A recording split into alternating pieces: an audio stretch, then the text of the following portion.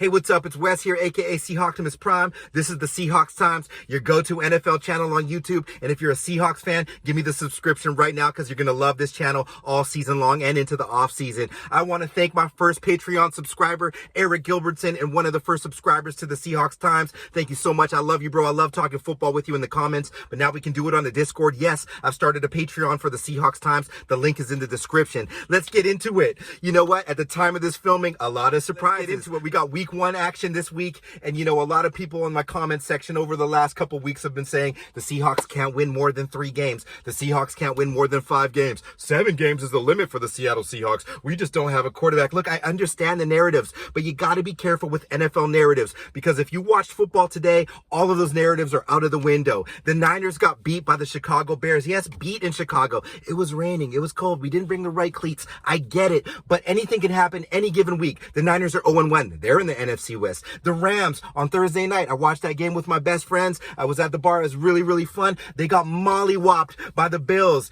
Diggs and Josh Allen were out for blood. So, the Rams, they're 0-1. That's an NFC West team. And right now at the filming of this game, I'm watching Patrick Mahomes just absolutely annihilate the Cardinals. So that means the Cardinals are going to be 0-1. That leaves on Monday night, the Seattle underdog Seahawks with a chance to take the NFC West. What does it mean? No, it's a long season. It doesn't mean too much, but it's powerful. And I'm telling you, fans, not to understand or try to understand that the NFL narratives are just that, narratives for clicks and for people to watch these reporters and these pundits and these talking heads. Everybody's a professional. Everybody's an expert.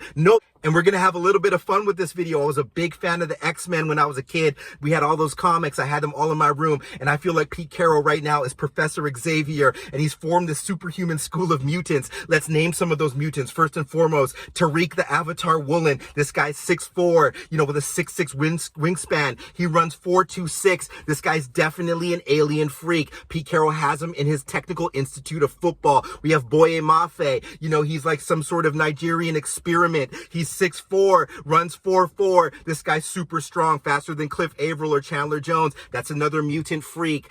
Who else can I name here? Charles Cross. He's just that. Carry the cross. This guy's a huge man, 6'6", or 6, whatever he is, and 300 and something pounds, but he's super fast, 4.9 speed. We got another brick wall of a human being in Lucas on the other side, Abe Lucas. What I'm saying is Pete Carroll has re-upped on his super school of mutants. The last time he did this, we won a Super Bowl. Yes, we might have to find the QB, etc., but he has restarted and regenerated the energy around his school with his mental powers to summon these superhuman players to his team somehow through the draft. What else do we have? Just waiting in the wings. We have Ken Walker III.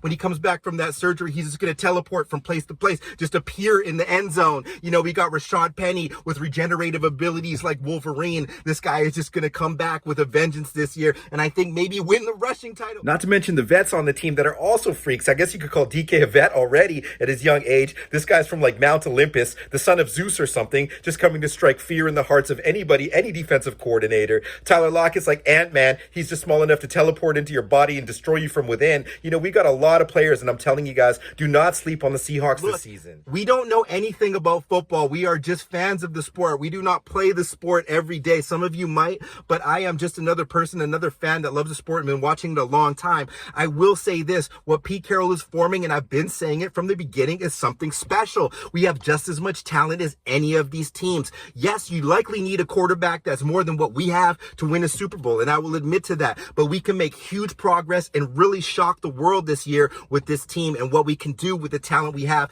and you should be excited about that. Let's not forget about Kobe Bryant, who's just like the super sound guy, the technical savvy guy, throwing his cards out like Gambit.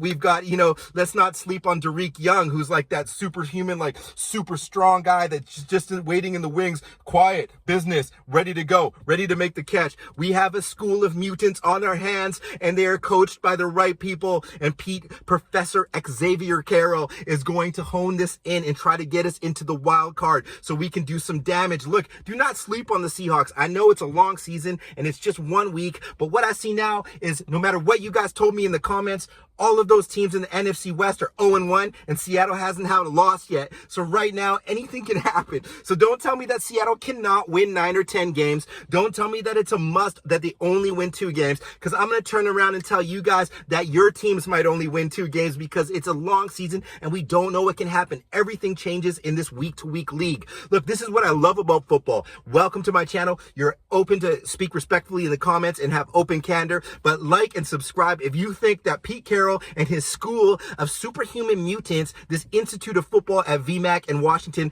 where they perform at 800 Occidental Avenue in Washington, Seattle, Washington, can come out and win this game on Monday night. Look, we've had so much discussion on this, but I think that Carroll's going to bring the juice and try to get that running game going to try to take a 1-0 lead against all the other teams in the NFC West. It's a Seahawks thing, baby. You know what time it is. Let's go! Woo!